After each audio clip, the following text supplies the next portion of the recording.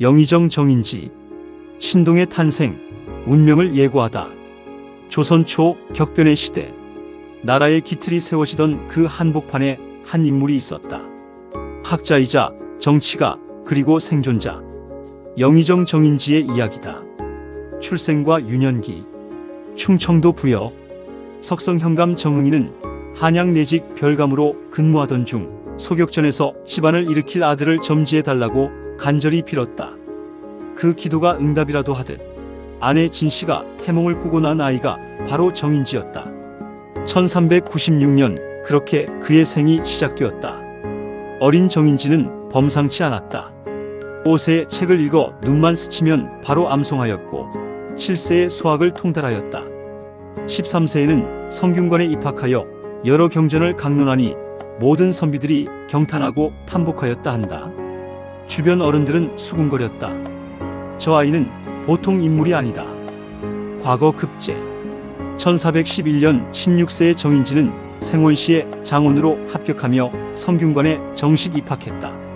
그리고 3년 뒤인 1414년 불과 19세의 나이로 문과에 장원 급제하며 중앙관직에 발을 내디뎠다. 첫 벼슬은 정육품. 예빈시 주부, 장원 급제자답게 동료들보다 1, 2품 앞선 출발이었다. 그의 명성은 이미 왕의 귀에까지 닿아 있었다. 어느 날 조정에서 군신이 모인 자리, 태종이 정인지를 앞으로 불러 찬찬히 살펴보더니 세종에게 말했다. 나라를 다스림은 인재를 얻는 것보다 먼저 해야 할 것이 없는데 정인지는 크게 등용할 만하다. 태종의 이 한마디는 정인지의 삶 전체를 바꾸는 말이 되었다. 세종과의 만남, 르네상스를 이끈 학자. 1418년 세종이 즉위하자 태종의 추천을 기억한 세종은 정인지를 곁에 두기 시작했다. 26세의 정인지는 병조정랑으로 승진하며 세종의 문치 프로젝트에 본격 합류했다. 이후 이조 예조의 요직을 두루 거치며 신뢰를 쌓아갔다. 1427년 32세의 정인지는 재직자 승진시험인 중시에서 또다시 장원을 차지했다. 두 번의 장원. 세종은 이 비범한 학자에게 조선 문화의 핵심 사업들을 하나씩 맡기기 시작했다. 천문과 과학. 세종은 천문과 산술에 깊이 뜻을 두어간의 규표 흥경각, 보루각 등 대형 천문관측 기구를 제작하고자 했다. 그러나 다른 신하들은 그 깊이를 제대로 이해하지 못했다. 세종이 말했다. 정인지만이 이것을 함께 의논할 수 있다. 정인지는 역대 역법에 갖고 다른 점, 일식 월식 오성의 운행, 천체운행 도수까지 직접 계산하고 편찬했다. 당대 노련한 천문관측관도 따라갈 수 없을 정도였다 한다. 명나라 사신 예겸이 방문했을 때의 일화는 유명하다. 밤늦도록 대화를 나누던 중 예겸이 물었다. 이 달은 어느 분야에 있소? 정인지가 즉각 답했다. 동정 동쪽 우물자리에 있소이다. 예겸이 탄복하며 고개를 숙였다. 문화와 편찬 사업. 정인지의 손길이 닿은 업적들은 조선 문화의 뿌리가 되었다. 1445년 권제 안지와 함께 용비어 청가를 올렸고 1451년에는 김종서 등과 고려사를 보완했다. 이듬해 고려사전료를 편찬하고 세종실록 편찬을 총재 감수했다. 자치통감 훈이, 치평유람, 역대병료까지 조선 초 대형 편찬 사업 중 그의 이름이 빠진 것이 없었다. 1440년 45세에 형조판서, 이어 예문관 대제학, 학자로서 오를 수 있는 최고의 자리에 올랐다. 훈민정음 불멸의 서문을 쓰다. 1443년 세종은 토지조사와 조세제도 연구를 위해 전제상정소를 설치했다. 대제주의 수양대군, 제주의 정인지를 발탁했다. 이 작은 인사발령 하나가 역사의 물줄기를 바꾸게 될 줄 그때는 아무도 몰랐다. 수양과 정인지 두 사람이 가까워지는 결정적 계기였다. 같은 해 겨울 세종은 28자의 새 문자를 완성하고 그 이름을 훈민정음이라 하였다. 정인지는 최항 박팽년 신숙주 성산문, 강희안 이계 이설로 등 지편전 학사들과 함께 해례본 편찬에 참여했다. 훈민정음 서문의 탄생. 1446년 9월 29일 훈민정음이 반포되었다. 그 해례본의 서문은 정인지가 썼다. 후대에 길이 남을 명문이었다. 천지자연의 소리가 있으면 반드시 천지자연의 글이 있게 되니 그는 서문에서 조선의 말과 중국 글자의 괴리를 지적하고 세 문자의 탁월함을 이렇게 표현했다. 지혜로운 사람은 아침나절이 되기 전에 이해하고 어리석은 사람도 열흘이면 배울 수 있다. 그리고 이 모든 것이 세종의 성인다운 지혜에서 비롯된 것임을 경건하게 기록했다. 그의 서문은 오늘날까지도 훈민정음 해례본의 첫 페이지를 장식하고 있다. 계유정난 침묵이 만든 공신. 1453년 10월 수양대군이 칼을 뽑아들었다.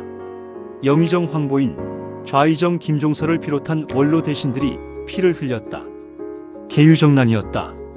정인지는 직접 칼을 잡지 않았다. 그러나 조정 대신으로서 수양의 행위에 단 한마디도 반박하지 않았다. 침묵. 그 침묵이 협조로 해석되었고 정인지는 정난 공신 1등의 이름을 올렸다. 공신교서에는 이렇게 적혔다. 경은 능히 계획을 협조하여 명분을 바르고 역도를 토벌하였다. 그리고 토지 200결, 노비 25구, 백은 50량, 안구마 1필이 하사되었다. 세조와 사돈이 되다. 1455년 세조가 마침내 왕위에 올랐다. 정인지는 영의정에 임명되었다. 같은 해 그의 둘째 아들 정현조가 세조의 외동딸 의숙공주와 혼인했다. 조선 최고 권력자와 사돈이 된 것이다. 정난공신에 이어 좌익공신 2등, 토지와 노비가 또다시 하사되었다. 사육신의 난이 진압된 후에도 공을 인정받아 다시 포상이 내려졌다. 집현전에서 함께 훈민정음을 만들었던 동료 성삼문이 처형당하는 것을 지켜보면서 정인지는 권력의 중심에 굳건히 서 있었다. 역사는 그에게 복잡한 눈길을 보낸다. 술과 직언 두려움 없는 학자의 고집. 세조 4년 2월, 계절이 바뀌는 음력 2월, 세조는 신하들을 위한 중사견을 열었다. 술이 돌고 분위기가 무르익자 세조는 신하들에게 기녀의 판소리에 맞춰 춤을 추라고 권했다. 춤을 추던 정인지가 갑자기 멈춰섰다. 그리고 세조를 향해 말했다. 전하, 어린 조카를 굳이 죽여야만 했습니까? 순간 연회장이 얼어붙었다. 정인지는 계속했다. 전하께서 주자소에 법화경 등 불경을 수백 벌 인쇄하시고 대장경 쉼벌에 월인석보까지 간행하시니 아무리 생각해도 옳지 못한 일입니다. 지금 같아서는 이 나라를 하루도 보존할 수 없사옵니다. 잔치는 그렇게 끝났다. 다음 날 세조가 불경과 유학의 도리를 묻자 정인지는 취중의 일이라 기억할 수 없습니다라고 버텼다. 의금부에 하옥되었으나 곧 석방. 의정부와 대간이 거듭 처벌을 청했으나 세조는 끝내 용서했다. 정인지가 물러나며 남긴 말은 두고두고 회자되었다. 신숙주는 잘 마시면서도 마시지 않았는데 나는 신숙주에 잘 마시면서도 마시지 않음만 갖지 못하여 이 지경에 이르렀다. 두 번째 취중 사건 1459년 이듬해 또다시 연회자리. 이번에는 더 직접적이었다. 술에 취한 정인지가 세조를 향해 전왕을 지칭하는 말 태상이라 불러버렸다. 명백한 불경죄였다. 세조는 또 용서하려 했지만 탄핵 상소가 물밀듯 올라오자 어쩔 수 없이 파직하고 부여로 유배를 명했다. 아버지의 고향 땅으로 쫓겨난 것이다. 그러나 3개월 뒤 세조는 직접 그를 석방시키고 역마를 내려 한양으로 불러올렸다. 12월에는 품계까지 돌려주었다. 두 번의 취중 실수, 두 번의 용서. 세조와 정인지 사이에는 공신과 주군 이상의 묘한 인간적 끈이 있었다. 말년과 역사의 평가 공과 과의 사이에서 1467년 72세의 정인지는 원상에 임명되어 국정의 실질적 논의와 처결에 참여했다. 1468년 세조가 죽고 예종이 즉위했다. 1469년 예종마저 갑작스레 세상을 떠나자 정인지는 신숙주 한명회 등과 함께 의경세자의 차남 자을상군을 새 임금으로 추대했다. 성종이었다. 1471년 좌리공신 2등에 오르며 5왕에 걸친 공신의 삶을 완성했다. 재산 논란. 말년에 재산 증식 논란이 일었다. 장령 박숙달이 가난한 문벌에서 일어나 오로지 재산을 불려 치부하였다며 삼노추대에 반대했다. 정인지는 직접 상소를 올려 이자놀이는 있었으나 의롭지 못한 일은 없었다고 항변하고 내 집을 철저히 탐색하라. 내가 속였으면 죄를 달게 받겠다고 맞섰다. 그러나 사관은 기록했다. 재산을 여러 만석이나 쌓았고 이웃의 전원까지 점유하였으므로 당시 의논이 이를 그르다고 하였다. 역사의 평가. 그의 후손들도 번성했다. 아들 정현조는 세조의 사위, 정숭조는 호조판서, 손자 정세호는 중종의 사돈이자 덕흥대원군의 장인이 되었다.